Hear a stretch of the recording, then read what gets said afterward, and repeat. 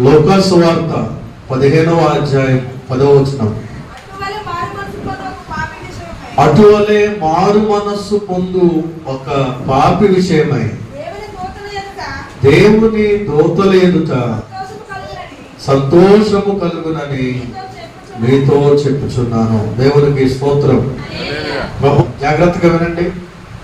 దేవుడు ఏ విషయంలో సంతోషిస్తాడు, ఏ విషయంలో సంతోషించడు, ఇవి చెప్తున్నప్పుడు సమయానుకూలంగా ఒక రెండు మూడు మాటలు నేను జ్ఞాపకం చేస్తాను. ఆ 2-3 మాటల్లో సంతోషించేవి నీలో ఉన్నాయా, దేవుడు సంతోషించనివి నీలో ఉన్నాయా, మనము పరీక్షించుకోవలసినటువంటి అవసరత ఉన్నది. ప్రియ దేవుని బిడ్డ, మొట్టమొదటి ఇక్కడ మనం చూస్తున్నాం, మారు మనసు పొందినటువంటి పాపిని బట్టి దేవుడు ఎంతో సంతోషిస్తాడు అనేటువంటి మాటని ఆధారం చేసుకొని దేవుడు ఏ ఏ విషయాల్లో సంతోషిస్తాడో, ఏ విషయాల్లో ఆయన సంతోషించడో మనం జ్ఞాపకం చేసుకునే ప్రయత్నం చేద్దాం. ఇర్మియా గ్రంథం 6వ అధ్యాయం, ఇర్మియా గ్రంథం 6వ అధ్యాయం 20వ వచనాన్ని చదువుదాం.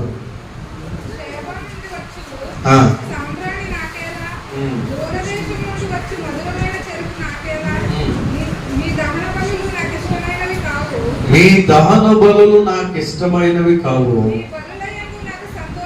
మీ బలుల యందు నాకు సంతోషము లేదు. దేవునికి స్తోత్రం. జాగ్రత్తగా వినండి.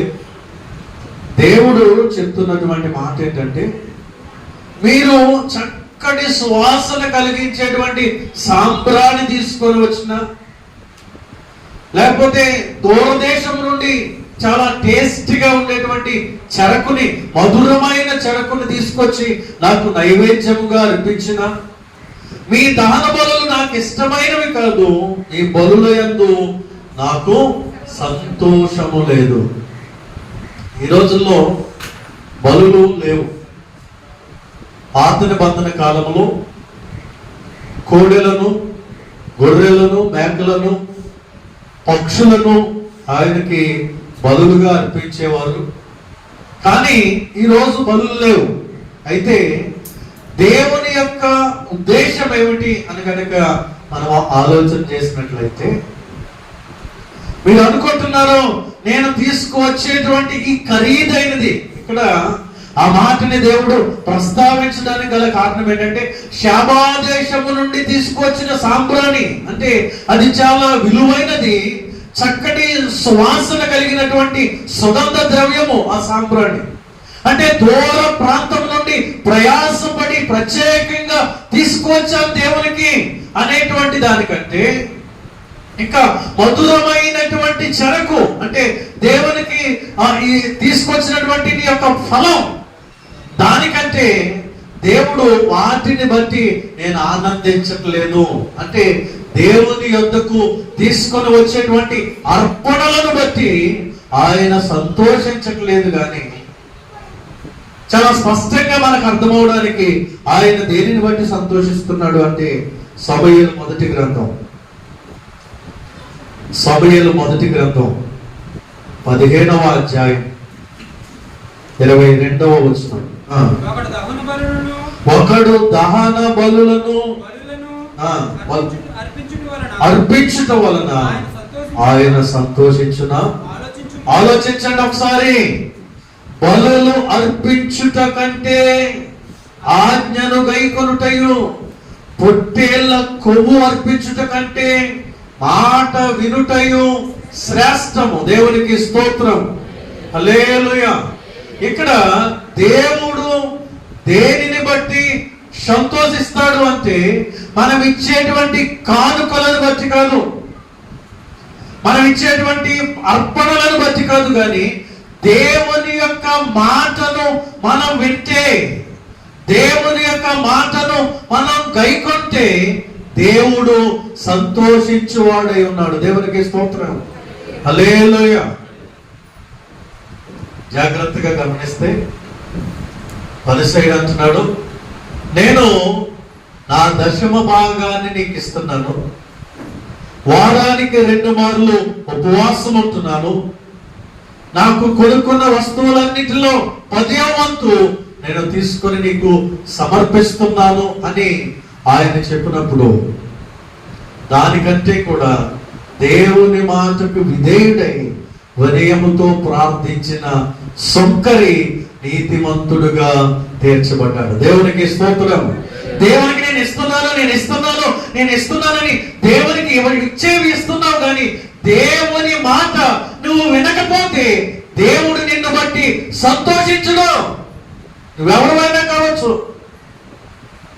నేను దేవుడికి ఇవ్వవలసింది నేను ఇచ్చేస్తున్నానని దేవుడికి ఇచ్చేసి నీ ఇష్టం వచ్చినట్టుగా నువ్వు బ్రతుకుతా ఉండి దేవుని మాట వినకుండా, దేవుని మాట లెక్క చేయకుండా నువ్వు జీవిస్తూ ఉంటే కనుక నువ్వు ఇచ్చే అర్పణను బట్టి, నీవిచ్చే బలులను బట్టి ఆయన ఎంత మాత్రము కూడా సంతోషించే దేవుడు కాదు. సాక్షాత్తు ఇశ్రాయేలీల మొట్టమొదటి రాజునే దేవుడు తిరస్కరించాడు. ప్రియ దేవుని బిడ్డలు, ఆ రాజు బలి అర్పించేశాడు. సేవకుడు అర్పించవలసినటువంటి బలి రాజు అర్పించేశాడు. కానీ దేవుని మాటను ధిక్కరించాడు ఆ రాజు. సమూయేలు అంటున్నాడు, బలులు అర్పించుట కంటే ఆజ్ఞను గైకొనుట శ్రేష్టం. ఈ ఉదయకాల సమయంలో ఆయన సన్నిధిలో కూడి ఉన్న ప్రియ దేవుని సంగమా, దైవ జనాంగమా, మీ యొక్క ఆర్థిక స్థితిగతులను బట్టి, మీకున్నటువంటి పరిస్థితులను బట్టి క్రమముగా ఆర్థికంగా దేవునికి ఇవ్వలేకపోయినా పర్వాలేదు, కానీ దేవుని మాట మాత్రం వినకపోతే దేవుడు నిన్ను బట్టి సంతోషించడు. ఒకవేళ నువ్వు క్రమంగా దశమభాగం ఇవ్వకపోయినా నీ పరిస్థితిని బట్టి దేవుడు కనికరిస్తాడేమో, కానీ దేవుని మాట వినకపోతే నువ్వెంత ఎన్ని సంవత్సరాల నుండి దేవుని మందిరానికి వస్తున్నా దేవుని మాట వినని బిడ్డగా నీ ఉంటే కనుక నిన్ను బట్టి దేవుడు సంతోషించడు. దేవుడు బిడ్డ కనుక మనము దేవుని మాట వినాలి. దేవుని మాట వినాలి. దేవుడు ఏం చెప్తాడు చెప్పండి? దేవుడు ఏం చెప్తాడు?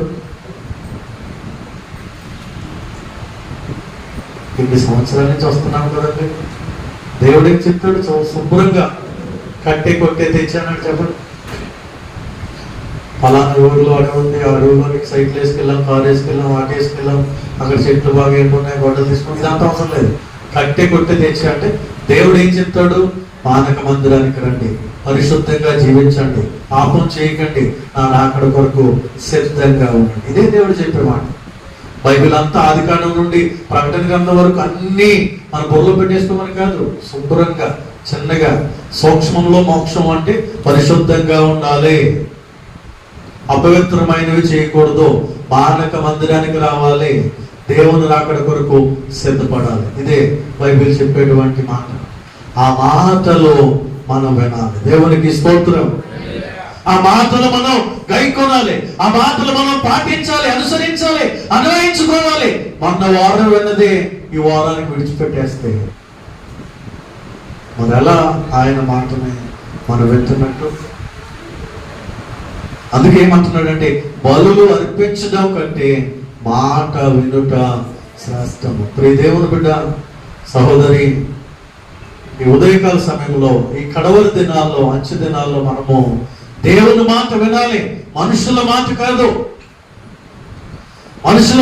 లేకపోతే పెద్ద పెద్ద దైవజనులు చెప్పే మాట కాదు. బైబిల్ గ్రంథంలో నుండి దేవుడు మనతో ఏమి మాట్లాడుతూ ఉన్నాడు, ఎలా మనల్ని జీవించమంటున్నాడు, ఏ విధంగా మనల్ని ప్రవర్తించమంటున్నాడు, వాటిని బట్టి మనం జీవించాలి.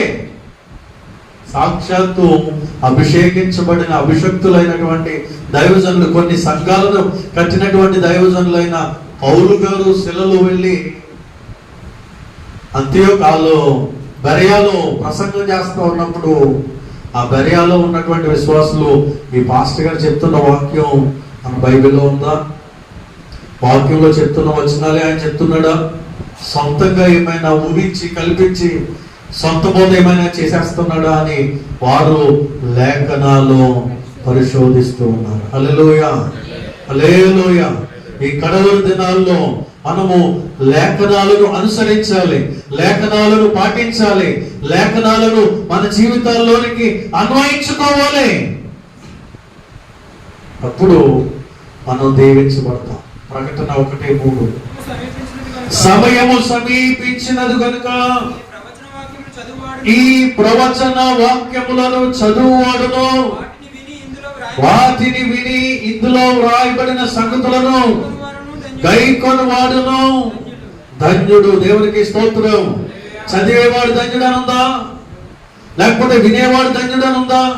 కొంతమంది చదువుతారు కానీ పాటించరు, కొంతమంది వింటారు కానీ పాటించరు. చదివినా వినినా ప్రయోజనం లేదు.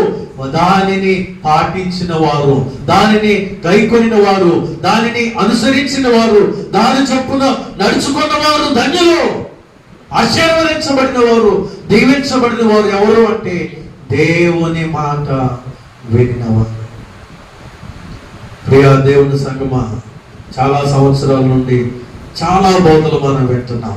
అనేక సందేశాలు, అనేక వాక్య సందర్భాలు మనం వింటున్నాం, అనేక అంశాలు మనం విన్నాం. కానీ ఎన్ని మన జీవితంలో అన్వయించుకున్నాం, ఎన్ని మాటలు మన జీవితంలో పాటిస్తూ ఉన్నాం, అనుసరిస్తూ ఉన్నాం, వాక్యాన్ని వెంబడిస్తూ ఉన్నాం అనేది చాలా ప్రాముఖ్యమైనది. ప్రియదేవుని దేవుని రాకడ కొరకు సంఘాన్ని సిద్ధపరచాలి అంటే దేవుడు చెప్పిన మాట ఏంటంటే వాక్యము చేతనే సంఘాన్ని సిద్ధపరచాలి. ఆ వాక్యమే మనలో ఉన్న లోతుపాట్లను తీసివేస్తుంది. మనలో ఉన్నటువంటి మచ్చ, ముడత, డాగు, వాటన్నిటిని ఏ కలంకము లేకుండా మనల్ని పరిశుద్ధపరిచేది దేవుని వాక్యం. అంటే దేవుని మాట కనుక బలులు అర్పించుట కంటే దేవుని మాట వినుట శ్రేష్టము. దేవుని మాట వినువారిని బట్టి దేవుడు సంతోషిస్తాడు. మరి నువ్వు దేవుని మాట వింటున్నావా? దేవుని మాట చొప్పున నడుచుకుంటున్నావా లేదా? ఒకసారి ఆలోచన చేయాలని ప్రేమతో మనం చేస్తా ఉన్నాను. ప్రియ దేవుని, నువ్వు దేవుని మాట వినకపోతే గనక దేవుడు నిన్ను బట్టి ఆనందించడం, నిన్ను బట్టి ఆయన సంతోషించడం. ప్రియ దేవుని, నేను ఇచ్చేస్తున్నాను, చేసేస్తున్నాను, నేను ఎక్కడున్నా దేవునికి ఇవ్వాల్సింది ఇచ్చేస్తున్నానంటే అది కాదు క్రమం. దేవుని మాట వినాలి. ఈ లోకంలో ఉన్నవన్నీ గతించిపోతాయి, కానీ దేవుని వాక్యమే నిరంతరము నిలుస్తుంది. దేవునికి స్తోత్రం. ఆ వాక్యాన్ని అనుసరించిన వారే నిరంతరము నిలుస్తారు, నిత్య జీవాన్ని పొందుకుంటారు. ప్రియ దేవుని బిడ్డలారా, కనుక దేవుని వాక్యాన్ని నిర్లక్ష్యం చేయక దేవుని మాటలు విని వాటి చొప్పున నడుచుకుందాం. దేవునికి స్తోత్రం. మొట్టమొదటి మాట, బలులను బట్టి, అర్పణలను బట్టి ఆయన సంతోషించడు గాని ఆయన మాట వినువారును బట్టి దేవుడు సంతోషిస్తాడు. దేవునికి స్తోత్రం. రెండో మాటను చూద్దాం. యెహెజ్కేలు గ్రంథం 18వ అధ్యాయము 23వ వచనం.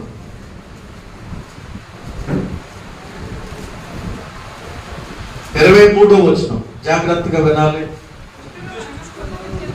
దుష్టులు మరణము నందుట చేత నాకేమాత్రమైన సంతోషం కలుగునా? వారు తమ ప్రవర్తనను దిద్దుకొని బ్రతుకుటయే నాకు సంతోషము. ఇదే ప్రభువగు యెహోవా వాక్కు. దేవునికి స్తోత్రం. హల్లెలూయా. అమ్మ జాగ్రత్తగా వినండి. మీలో లేకపోతే మీ కుటుంబంలో, మీ బంధువుల్లో ఎవరైనా కావచ్చు, ఎవరైనా దుస్తులు మరణమునందుట చేత వారు ఇంకా రక్షణ పొందకుండా ఇంకా పాపములోనే ఉండి, ఇంకా వ్యసనాల్లోనే ఉండి, ఇంకా లోకాశల్లోనే ఉండి రక్షణ పొందకుండా దేవుని మందిరానికి రాకుండా బాప్తిసం తీసుకోకుండా ఎవరైనా చనిపోతా ఉంటే వారు ఆ పాపంలోనే, వారు ఆ త్రాగుల్లోనే, వారు ఆ వ్యభిచారంలోనే, వారు ఆ మోసంలోనే, వారు ఆ లోకాశల్లోనే, ఆ ఇచ్చల్లోనే, శరీర ఇచ్చల్లోనే మరణించి చచ్చిపోతే గనుక దేవుడు అటువంటి మరణాన్ని బట్టి సంతోషించడంట. దుష్టుడు తన దుష్టత్వాన్ని బట్టి చచ్చిపోతే నేను సంతోషించను. మనం అనుకుంటాం బాగా చచ్చిపోయాడు బాబు, తాగి చంపేస్తూ ఉండేవాడు, అది భయంకరంగా జీవిస్తూ ఉండేవాడు. పోయింది, పేడ వెరగడైపోయిందని మనం సంతోషిస్తాం, లేకపోతే ఆ ఇంట్లో వాళ్ళు సంతోషిస్తారేమో. తాగి అందరినీ ఇబ్బంది పెట్టేసేవాడు, తాగి బాధ పెట్టేసేవాడు, ఎక్కడ పడితే అక్కడ అప్పులు చేసేసేవాడు. ఒక గొడవ పోయింది అని ఒకవేళ ఇంట్లో వాళ్ళు సంతోషిస్తారేమో. ఆ తిరుగుబోతుని బట్టి, ఆ శరీరానుసారంగా జీవించే వారిని బట్టి, దేవుని లెక్క చేయకుండా లోకానుసారంగా జీవించే వారిని బట్టి ఆ ఇంట్లో వారు సంతోషిస్తారేమో ఒకవేళ అతను చనిపోయినందుకు. కానీ దేవుడు, దుష్టుడు తన దుష్టత్వములోనే, పాపి తన పాపములోనే మరణిస్తే ఆయన ఆనందించే దేవుడు కాదు. బాగా పోయేవారు బాబు, బాగా పాపం చేసేస్తున్నావు, బాగా మోసాలు చేసేస్తా ఉన్నావు, బాగా వ్యభిచారంలో జీవించేస్తున్నావు, బాగా త్రాగేస్తా ఉన్నావు, నువ్వు చచ్చిపోతే మేలు అని దేవుడు సంతోషించడంట. దేవునికి ఏం సంతోషం అంటే ఆ దుష్టుడు మారు మనస్సు పొందితే దేవునికి సంతోషం. దేవునికి స్తోత్రం, హల్లెలూయా. అక్కడ చూడండి 32వ వచనంలో కూడా ఒకసారి చదువుదాం. 32వ వచనం, అదే అధ్యాయం 32వ వచనం. మరణము నొందువాడు మరణము నొందుచున్న బట్టి నేను సంతోషించువాడును కాను, కావున మీరు మనస్సు త్రిప్పుకొనుడి, అప్పుడు మీరు బ్రతుకుదురు. దేవునికి స్తోత్రం. మీరు మారు మనసు పొందండి, మనసు మార్చుకోండి, ఆ పాపాన్ని విడిచిపెట్టండి, ఆ త్రాగుడిని విడిచిపెట్టండి, ఆ లోకానుసారమైన వ్యసనాలను విడిచిపెట్టి మారు మనసు పొందండి, అప్పుడు నేను సంతోషిస్తాను అంటున్నాడు. ఇంకొక మాట చెప్పాలంటే దేవుడు వారికి అవకాశాలు ఇస్తున్నాడు. దేవుడు ఎవరైతే ఇంకా చాలా సార్లు వాక్యం వింటున్నా కూడా మారు మనసు పొందకుండా, ఆయన యొద్దకు రాకుండా, ఇంకా పాపంలోనే జీవిస్తూ, ఇంకా లోకంలోనే జీవిస్తూ, ఇంకా వ్యసనాల్లోనే జీవిస్తూ, ఇంకా తాగుతూ ఉంటే కనుక వారికి ఇంకా దేవుడు అవకాశం ఇస్తున్నాడు. ఈ రోజు వరకు వారు బ్రతుకున్నారంటే కారణం ఏంటంటే దేవుడు అవకాశం ఇస్తున్నాడు. నా కుమారుడు ఇప్పుడైనా ఆ పాపాన్ని విడిచి వస్తాడు, ఆ వ్యసనాన్ని విడిచిపెట్టి వస్తాడు, ఆ త్రాగుని విడిచిపెట్టి వస్తాడు, ఆ వ్యభిచారాన్ని విడిచిపెట్టి వస్తాడు, ఆ వ్యసనాలన్నీ విడిచి వస్తాడు అని దేవుడు అవకాశాలు ఇస్తున్నాడు. ప్రతి దినము దేవుడు పొడిగిస్తా ఉన్నాడు, అవకాశం ఇస్తున్నాడు. ఇప్పుడైనా ఈ రోజైనా, ఈ కాలంలో అయినా, ఈ సంవత్సరంలో అయినా వారు మనసు పొందుతాడేమో, తన వ్యసనాలు విడిచిపెట్టేస్తాడేమో, తన త్రాగుడు విడిచిపెట్టేస్తాడేమో, నా దగ్గరకు వస్తాడేమో అని దేవుడు అనేక సార్లు భయంకరమైన మరణ పడకలోనికి వెళ్ళిపోయినా కూడా లేవనెత్తి జీవాన్ని ఇచ్చింది ఎందుకు అంటే, స్వస్థపరిచింది ఎందుకు అంటే, బాగు చేసింది ఎందుకు అంటే, యాక్సిడెంట్ నుండి తప్పించింది ఎందుకు అంటే వారు మనసు పొందుతాడని. ఆ దుష్టుడు, ఆ పాపి ఆ పాపములోనే చనిపోవడము దేవునికి ఇష్టం లేదు. ఎందుకు ఆయన రాకుండా ఆలస్యం అవుతుంది అంటే అంతటను వారు మనసు పొందాలి. హల్లెలూయా. ఏ ఒక్కరూ నశించి నరకానికి వెళ్ళిపోవడం దేవుని చిత్తం కాదు. ప్రియదేవుడు, మన కుటుంబాల్లో వారు ఇంకా మారట్లేదు అంటే వారికి దేవుడు అవకాశం ఇస్తున్నాడు. మారుతాడు. ఆ అవకాశం సద్వినియోగం చేసుకోకపోతే ఒక సమయంలో దేవుడు తన ఉగ్రతను చూపించే ప్రమాదం. నువ్వు పక్కన ఫలాలు ఫలించట్లేదు, ఎందుకు ఈ మొక్క తీసిపడాయి, కోసిపడాయి, దాన్ని తీసి అగ్నిలో పడాయి అంటే ఆ యజమానుడు అంటున్నాడు, ఆ తోటమాల అంటున్నాడు, అయ్యా ఈ సంవత్సరం వచ్చుదా, ఈ సంవత్సరం బాగా ఎరివేస్తాను నేను, దాని చుట్టూ బాగా తవ్వుతాను నేను, దాని పక్కన ఉన్న కలుపంతా తీసేస్తాను, ఈ సంవత్సరం కొంచెం ప్రయాసపడతాను నేను, ఈ సంవత్సరం దాన్ని ఉంచుతాను, ఈ సంవత్సరం పళ్ళు ఫలిస్తుందేమో, కాయలు కాస్తుందేమో, పువ్వులు పోస్తుందేమో, ఫలింపులో వస్తుందేమో అని తోటమాలి ప్రయాసపడుతున్నాడు. సంఘ కాపురి ఎవరైతే వ్యసనాల్లో ఉన్నారో, ఎవరైతే పాపపు బంధకాల్లో ఉన్నారో, మందిరానికి రాలేకపోతున్నారో, వారందరి కొరకు దేవుని సన్నిధిలో విజ్ఞాపన చేస్తూ ఉన్నారు. ప్రభువా, నీ ఉగ్రత రానియద్దు, ఏదో ఒక రోజు వారు మార్పు చెందాలి, వారు మనసు పొందాలి, నీ మందిరానికి రావాలి, రక్షణ పొందాలి అని దైవజనుడు ప్రార్థన చేస్తూ ఉన్నప్పుడు దేవుడు సమయాన్ని పొడిగిస్తున్నాడు, ఆయుష్ని ఇస్తున్నాడు. ఎందుకంటే నశించి నరకానికి వెళ్ళిపోవడం దేవుని చిత్తం కాదు. చెప్తున్నాడు ఆయన, దుష్టుడు మరణము నందుట చేత నాకేమాత్రము కూడా సంతోషము కలగదు, కానీ ఆ దుష్టుడు మారు మనస్సు పొందితే నేను సంతోషిస్తాను. హల్లెలూయా, హల్లెలూయా. మనం ఇంకా పాపములోనే ఉంటే దేవుడు మనల్ని బట్టి సంతోషించిన ప్రియ దేవుడు బిడ్డలారా, మనల్ని బట్టి దేవునికి సంతోషం కలగదు. మనం ఆ పాపాన్ని విడిచిపెట్టినప్పుడు, ఆ వ్యసనాలను విడిచిపెట్టినప్పుడు, ఆ చెడ్డ ఆలోచనలను తలంపులను విడిచిపెట్టినప్పుడు దేవుడు మనల్ని బట్టి సంతోషిస్తాడు. ఈరోజు ఆయన మాటలు వింటున్న ప్రియ దేవుని బిడ్డ, దేవుడు సంతోషించే మంచి లక్షణాలను, సుగుణాలను నువ్వు కలిగి ఉంటున్నావా? లేక దేవుడు సంతోషించినటువంటి, దేవునికి ఆయాసకరమైనటువంటి మార్గాలు ఏమైనా మనలో ఉన్నాయా? పరీక్షించుకోవాలి. మనం దేవుడు ఒకవేళ బట్టి సంతోషిస్తున్నాడా లేదా, నీ గుండెల మీద నువ్వు చేయి వేసుకున్నప్పుడు దేవుడు సంతోషిస్తున్నాడో లేదో నీకు అర్థమవుతుంది. నీ మనస్సాక్షి నీకు చెప్తుంది, నీలో ఈ పాపం ఉంది, నీలో ఈ వేషధారణ ఉంది, నీలో ఈ కపటమైన మనస్సు ఉంది, నీలో ఈ చెడ్డ లక్షణం ఉంది, నీలో ఈ చెడు తలంపులు ఉన్నాయి. వాటిని తీసేసుకుంటే దేవుడు సంతోషిస్తాడు, వాటిని విడిచిపెట్టేస్తే దేవుడు సంతోషిస్తాడని దేవుడు నీతో మాట్లాడతాడు. ప్రియదేవుడు, దుష్టుడు తన దుష్టత్వాన్ని విడిచినప్పుడే దేవుడు సంతోషిస్తాడంట. హల్లెలూయా. లోకాసు వార్త 15వ అధ్యాయం, లోకాసు వార్త 15వ అధ్యాయం అందరికీ తెలిసిన ఒక సందర్భం. 4వ వచనం నుండి 7వ వచనం నుండి,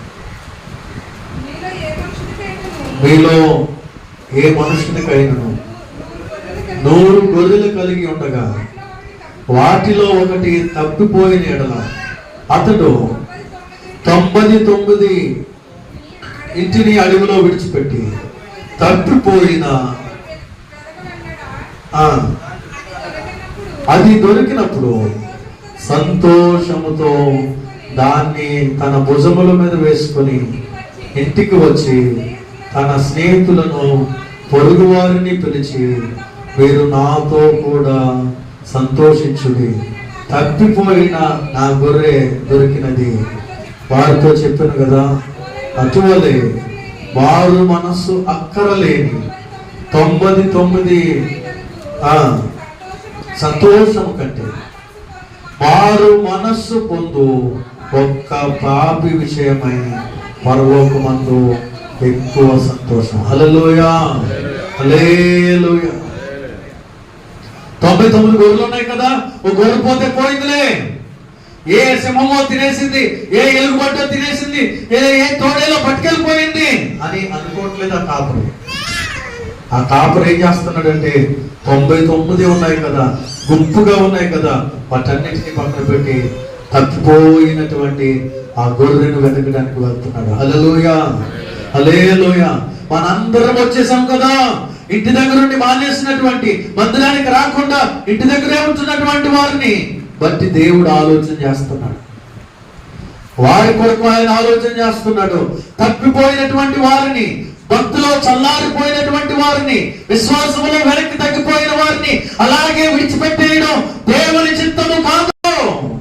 వారిని కూడా ఆయన యొద్దకు నడిపించాలని, వారిని కూడా ఈ గుంపుతో కలపాలని దేవుని యొక్క చిత్తము, దేవుని యొక్క ఉద్దేశము.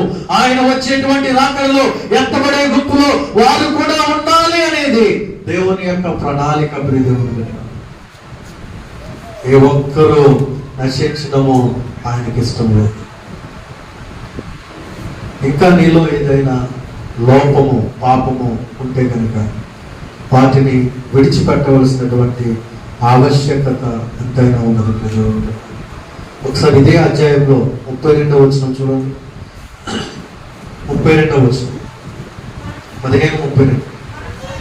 మనము సంతోషపడి ఆనందించుట యుక్తమే.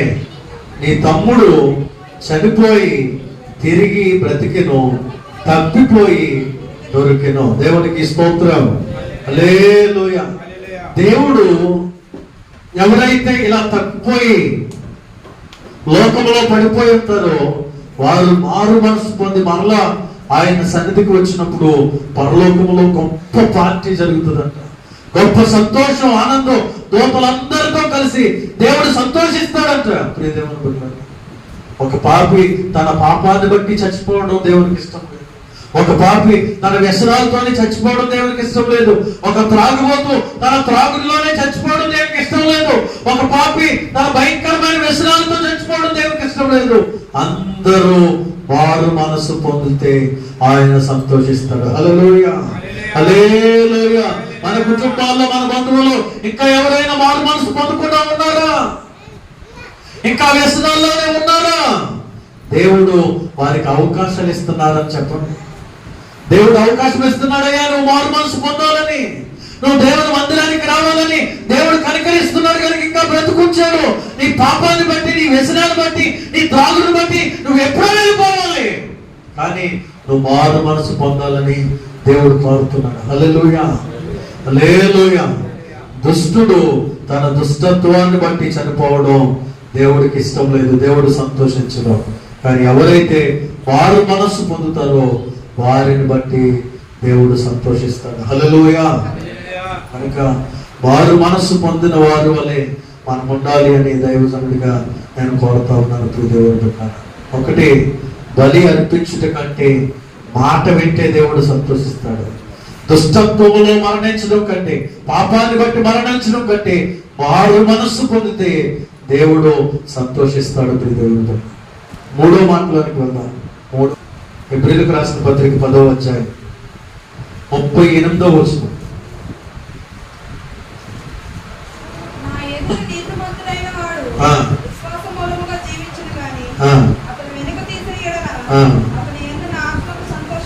దేవునికి స్తోత్రం. హల్లెలూయా. ఇక్కడ నా ఎదుట నీతిమంతుడైన వాడు విశ్వాస మూలముగా జీవించును గాని అతడు వెనుక తీసిన ఎడల అతని యందు నా ఆత్మకు సంతోషం లేదు. అంటే రక్షించబడినటువంటి దేవుని బిడ్డలు దేవుని ఎడల విశ్వాసములో రోజు రోజుకి ఏమవ్వాలంటే బలపరచబడాలి, ఆత్మీయంగా ఆశీర్వదించబడాలి, ఆత్మలో ఎదగాలి, వర్ధిల్లాలి. కానీ విశ్వాసంలో వారు వెనక్కి తీస్తూ ఉంటే, దేవుని మందిరానికి క్రమంగా వచ్చేవారు మానేస్తూ ఉంటే, ప్రార్థన చేస్తూ ఉన్నవారు ప్రార్థించడం మానేస్తూ ఉంటే, వాక్యాన్ని చదువుతూ ఉన్నవారు వాక్యం చదవడం మానేస్తూ ఉండి విశ్వాసములో సన్నగిలిపోతూ వెనక్కి తీస్తూ ఉంటే అటువంటి వారిని బట్టి దేవుడు సంతోషించటం. నీవు ఇక్కడ రక్షించబడ్డావు, అది 2000 సంవత్సరంలోనో 1950లోనో లేకపోతే 2010లోనో ఇక్కడ రక్షించబడినటువంటి నీవు ఈ 2024 వచ్చేసరికి ఏమవ్వాలంటే ఇక్కడ నుండి నువ్వు ఇలా ఎదుగుతూ 2024 వచ్చేసరికి ఎదగాలి. కానీ ఇక్కడ ఉన్నటువంటి నీవు 2024 వచ్చేసరికి ఇలా తగ్గిపోతూ ఉంటే ఆ తగ్గిపోతున్నటువంటి విశ్వాసం కలిగిన వారిని బట్టి దేవుడు సంతోషించట్లేదు, బాధపడుతూ ఉన్నాడు, అంగలారుస్తూ ఉన్నాడు, వేదన పడుతూ ఉన్నాడు, ఆయన కన్నీరు కారుస్తున్నాడు. దేవుడు నా బిడ్డలు నాలో ఎదగకుండా రోజు రోజుకి విశ్వాసంలో నుండి వెనక్కి తగ్గిపోతున్నారని దేవుడు సంతోషించడం మాని బాధపడుతూ ఉన్నాడు. దేవుని బిడ్డ కనుక రక్షించబడిన నిన్ను బట్టి దేవుడు సంతోషించాలి అంటే నువ్వు రోజుకి కూడా విశ్వాసములో ఎదుగుతూ ఉండాలి, వాక్యములో ఎదగాలి, ప్రార్థనలో ఎదగాలి, దేవుని సన్నిధిలో ఎదగాలి, కృప వెంబడి కృప పొందుకుంటూ మహిమలో నుండి అధికమైన మహిమలోనికి ప్రవేశించే గొప్ప భాగ్యాన్ని నువ్వు కలిగి ఉండాలి. అప్పుడు దేవుడు సంతోషిస్తాడు. 11 వారంలో ఇదే హెబ్రీలో విశ్వాసము లేకుండా దేవునికి ఇష్టలై ఉండుట అసాధ్యం. దేవునికి ఇష్టలుగా, దేవుని సంతోషపరిచే వారిగా నీవు నేను ఉండాలంటే మనలో విశ్వాసం ఉండాలి. దేవుని విశ్వాసములో నుండి మనం వెనక్కి తగ్గిపోవడానికి వీల్లేదు. కొన్ని మాటలు 2వ పేతురు రాసిన పత్రికలో నుండి మనం చూద్దాం. 2వ పేతురు 2వ అధ్యాయం 20-21 వచనం 22 వచనం చదువుతాం. వారు ప్రభువును రక్షకుడైన యేసుక్రీస్తు విషయమైన అనుభవ జ్ఞానము చేత ఈ లోక మాలిన్యములను తప్పించుకొనిన తరువాత మరలా వాటిలో చిక్కబడి వాటి చేత జయింపబడిన ఎడల వారి కడవరి స్థితి మొదటి స్థితి కంటే మరీ చెడ్డదగును. దేవునికి స్తోత్రం. అమ్మ జాగ్రత్తగా వినండి. అంటే ఒక మాటలో చెప్పాలంటే, దేవుణ్ణి ఎరిగి పాపాన్ని విడిచి రక్షణ పొంది బాప్తిసం తీసుకున్న వారు తర్వాత కొంతకాలానికి, కొద్ది సమయానికి, కొన్ని నెలల తరువాత, కొన్ని సంవత్సరాల తరువాత మరలా ఏ మాలిన్యము నుండి అయితే వారు తప్పించుకున్నారో, ఏ పాపాన్ని అయితే విడిచిపెట్టారో, జాగ్రత్తగా వినండి, చాలా స్పష్టంగా దేవుడు మాట్లాడుతూ ఉన్నాడు. ఏ పాపాన్ని అయితే విడిచిపెట్టి రక్షణ పొందారో, ఏ వ్యసనాలను అయితే విడిచిపెట్టి రక్షణ పొందారో, ఏ చెడ్డ గుణాలు అయితే విడిచిపెట్టి దేవుని సన్నిధికి వచ్చారో, ఏ చెడ్డ ఆలోచనలు అయితే విడిచిపెట్టి దేవుని దగ్గరికి వచ్చారో, దేవుని దగ్గరికి వచ్చిన తర్వాత కొన్ని సంవత్సరాలు అయిన తర్వాత మళ్ళా ఆ చెడ్డ ఆలోచన వైపు వెళ్ళిపోతున్నారు, మళ్ళా ఆ చెడ్డ పనుల వైపు వెళ్ళిపోతున్నారు, ఆ చెడ్డ తలుపులు మరలా వస్తున్నాయి, ఆ చెడ్డ వ్యసనాలు మరలా వాటి వెనకాల వెళ్ళిపోతున్నారు. అటువంటి వారిని బట్టి దేవుడు సంతోషించట్లేదు. అయితే ఏమని చెప్తున్నాడంటే, వారి కడవరి స్థితి మొదటి స్థితి కంటే కూడా మరీ చెడ్డదగును. అంటే వారు పాపములో ఉండి అలాగే పాపములో ఉండిపోతే వారికి వచ్చే శిక్ష తక్కువే, కానీ పాపములో నుండి రక్షించబడిన తర్వాత మరలా పాపంలోనికి వెళ్ళినందుకు వారికి రెట్టింపు శిక్ష వస్తుంది. జాగ్రత్తగా వినండి. దేవుణ్ణి ఎరగక ముందు, రక్షణ పొందక ముందు నువ్వెన్ని ఘోరమైన పాపాలు చేసినా, నువ్వెంత ఘోర పాపమైనా ఆ పాపాలను బట్టి దేవుడు నేను శిక్షిస్తాడు. కానీ ఆ పాపాన్ని విడిచిపెట్టి రక్షణ పొందావు, బాప్తిసం తీసుకున్నావు, దేవుని మందిరానికి వచ్చావు, చక్కగా కొన్ని రోజులు ప్రార్థన చేసావు, పాటలు పాడావు, వాక్యాలు చదివావు, మానకుండా మందిరానికి వచ్చావు. కొన్ని సంవత్సరాలు గడిచిన తర్వాత విశ్వాసంలో నుండి వెనక్కి వెళ్ళిపోవడం మొదలు పెట్టావు. మరలా ఏ పాపాన్ని అయితే విడిచిపెట్టావో ఆ పాపం దగ్గరికి వెళ్తున్నావు. ఏ చెడ్డ మాటలు అయితే విడిచిపెట్టావో ఆ చెడ్డ మాటలు మాట్లాడడం మొదలు పెట్టావు. ఏ వ్యసనాలు అయితే విడిచిపెట్టావో మరలా వ్యసనాల దగ్గరికి నెమ్మదిగా వెళ్తా ఉన్నావు. ఏ చెడ్డ స్వభావాన్ని విడిచిపెట్టావో ఆ స్వభావం మరలా ధరించుకుంటున్నావు. అటువంటి స్థితిలో ఇక్కడున్న మనలో ఎవరైనా ఉంటే కనుక వారి స్థితి మరీ చెడ్డదగునని దేవుడు హెచ్చరిస్తున్నాడు. దాని అర్థం ఏంటంటే, విశ్వాసములో స్థిరంగా ఉండు వారిని బట్టి దేవుడు సంతోషిస్తాడు. హల్లెలూయా, హల్లెలూయా. దేవునిలో నిలకడగా, దేవునిలో స్థిరంగా ఉన్న వారిని బట్టి దేవుడు సంతోషిస్తాడు. ఎవరైతే మరలా విశ్వాసంలోని వెనక్కి తగ్గిపోతారో, లోకాశల్లోనికి వెళ్ళిపోతారో, లోకాన్ని వెంబడిస్తారో, వ్యసనాల్లోనికి మరలా వెళ్ళిపోతారో, వారి యొక్క స్థితి చాలా దారుణంగా ఉంటది అని దేవుని వాక్యము మనలను హెచ్చరిస్తుంది. దేవుడు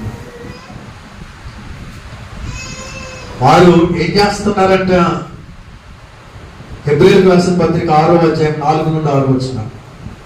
హెబ్రీయులకు రాసిన పత్రిక 6వ అధ్యాయం 4 నుండి 6 వచనాలు.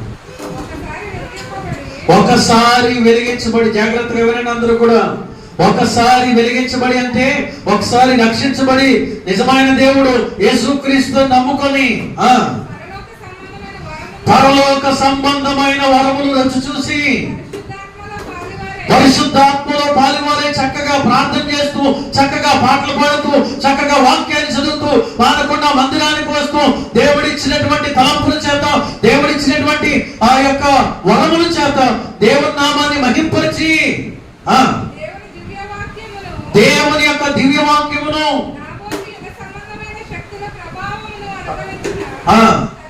అనుభవించిన తర్వాత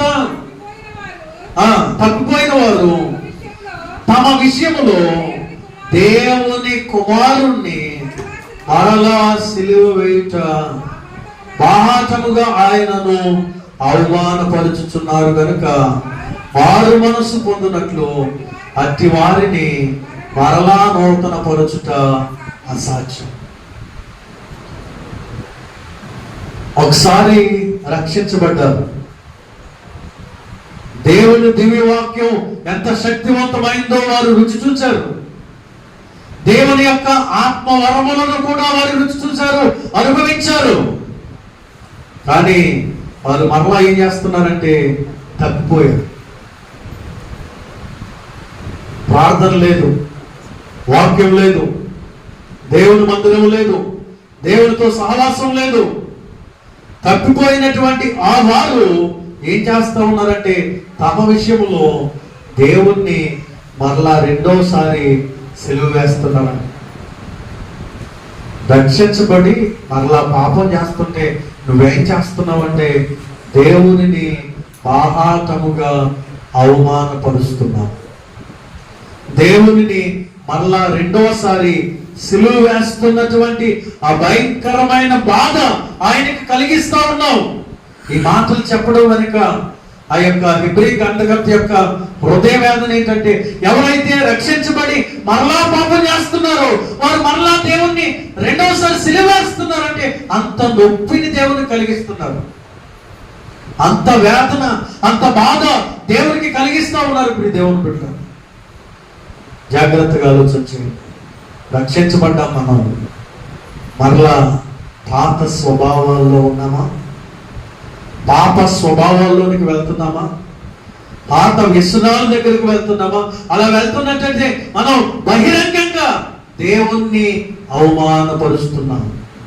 బహిరంగంగా, ఇంట్లో కాదు, ఒక మూలను కాదు, ఎవరికి తెలియకుండా కాదు, బహిరంగంగా బాహాటముగా దేవునిని అవమానపరుస్తున్నాం.